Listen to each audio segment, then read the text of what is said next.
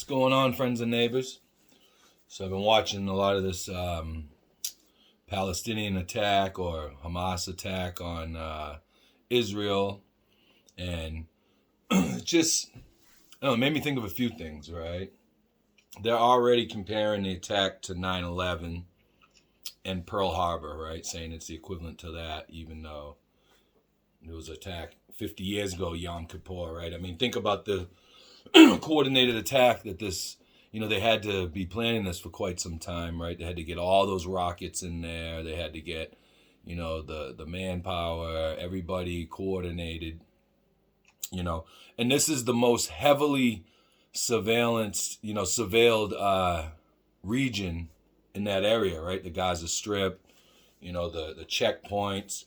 They attacked that first checkpoint, the one where they actually watch the cameras and all the sensors and this and that, and for them to know where that was, and again, sorry, again, like, I mean, I'm not saying that this is what happened, right? But who's to say that through back channels that certain government officials didn't actually help coordinate this attack, right?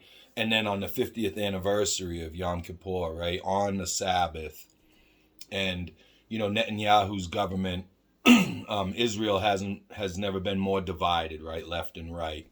I mean, you need a unifying moment, and I'm not saying, I mean, the crazy stuff that's gone on, the torturing and raping and murdering and kidnapping of children and old people and soldiers and all that, and people can feel however you want to feel about the Israeli-Palestinian conflict that's been going on all this time.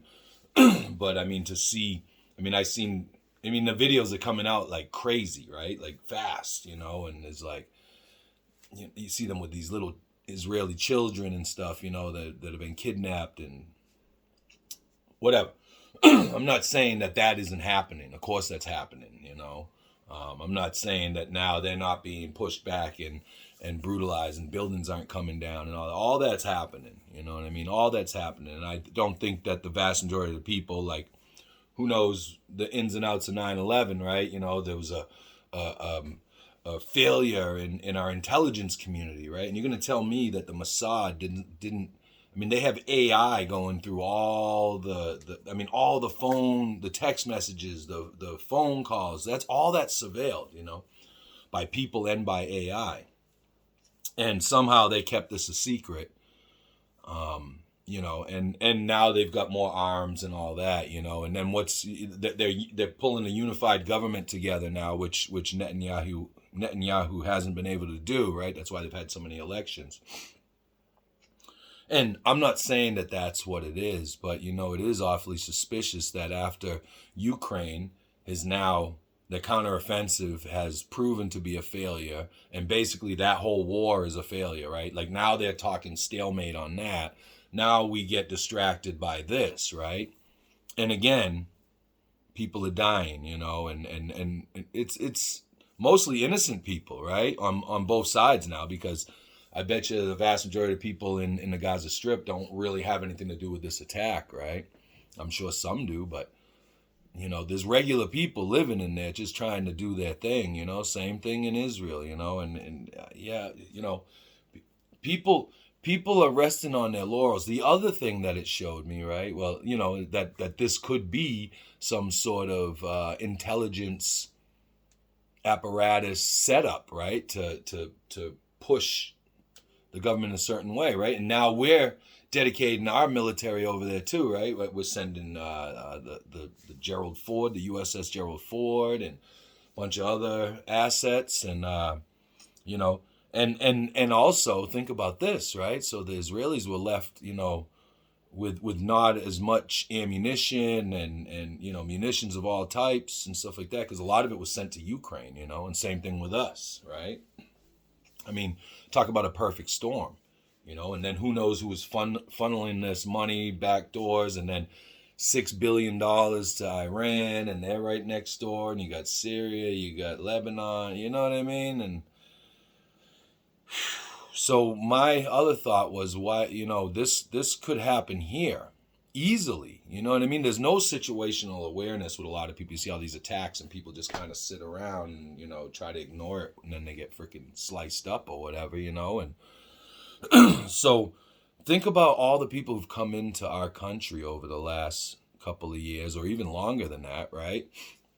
I mean, we have all types of military, people like to call it fighting age men, coming into our country. A lot of them are from, African countries, South American countries, Asian countries, Middle Eastern countries, right? They've been flowing in, and some of them are aligned with these groups that are tied to Hamas and whatever you want to call them, ISIS, Al Qaeda, this, that, the other thing, all these Muslim Brotherhood, all Hezbollah, and we don't know who they've sworn an oath to, right? We don't even know who these people are, and they're coming into our country, right? So think about Gaza was hardened, right? The border was hardened. None of our armories are hardened, right? There's no borders around it. There might be some fencing there, but like the most people they have, they might be like, between 25 and maybe 100 if it's a big armory, right? On the weekends, right? For the National Guard to be there, but on the regular weekdays, there's not that many people there. They're mostly skeleton crews, and then you have like young kids training and stuff like that. So imagine if a big group of armed and unarmed foreign nationals, or just an organized group went in to take out a armory that was loaded to the gills with weaponry, right? I mean, and then they could disappear back into society, right? No one would know who they are, where they are, what they're doing.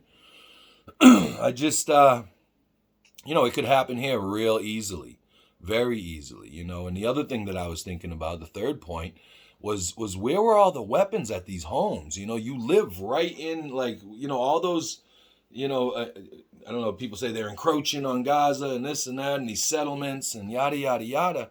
Like, none of these people have weapons at their houses, and some people had safe rooms, but the safe rooms weren't lock-in, and no water, no food in them, and like just totally unprepared, no situational awareness, about what could happen, and feeling like, well, it's been safe all this time, so what's the big deal, And we've had foreign nationals, governments buying up properties and farmland and all kinds of stuff, and our private property laws are different here. So if they were to hide these munitions that they stole from armories around the country in these different private properties without the proof, you can't get a warrant. You know what I mean? And yeah, so these are just some thoughts that's been going on in my head, and thinking that it could have been it was obviously orchestrated, right? But it could have been connected to,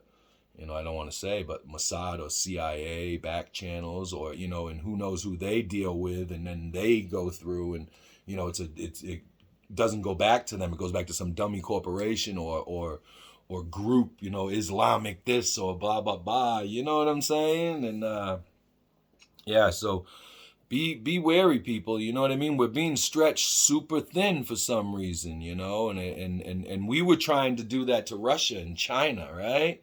And now this pops off, and we're already tied up in Taiwan. We're tied up in freaking Ukraine. And since Ukraine is faltering and floundering, and they're gonna, they're talking a stalemate at best, never mind having to come to the negotiating table.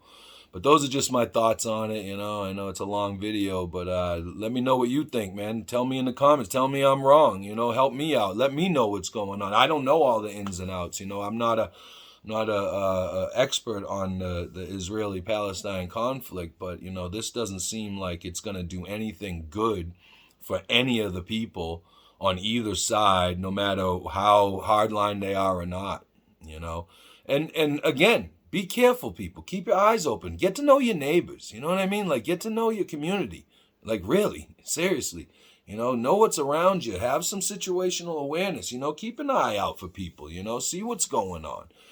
Don't get caught off guard, man. All right, peace, everybody. Have a great one, man. Rest in peace to all the families, both sides, man. It's crazy. I hate war.